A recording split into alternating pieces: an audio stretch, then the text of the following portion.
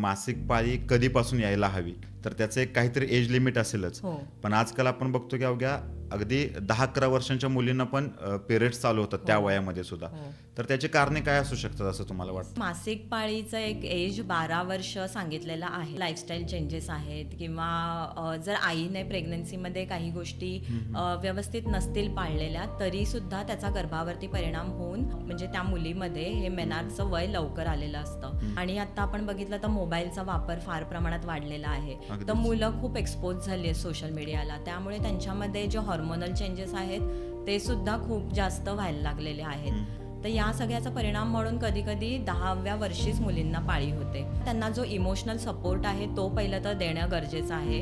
Hygiene कशी राखायची या गोष्टी सुद्धा आम्ही त्यांना समजावून सांगतो. लवकर पाळी आली आहे याचा अर्थच की तिचा रसधातू आणि रक्तधातू ह्या दोन्हीची सुद्धा काळजी घेणं गरजेचं आहे. तिचं हिमोग्लोबिन कसं आहे, ते काही न्यूट्रिशनल डेफिशियन्सी तर नाही, आहार कसा आहे, या सगळ्या गोष्टी तिची पुढची पाळी व्यवस्थित व्हायला आणि तिला पाळीमध्ये काही त्रास फार नको व्हायला, अतिशय सहन न होणार एवढे क्रॅम्प्स, क्लॉट्स जाणं असे त्रास तिला होऊ नये यासाठी आपण ट्रीटमेंट प्लॅन करतो.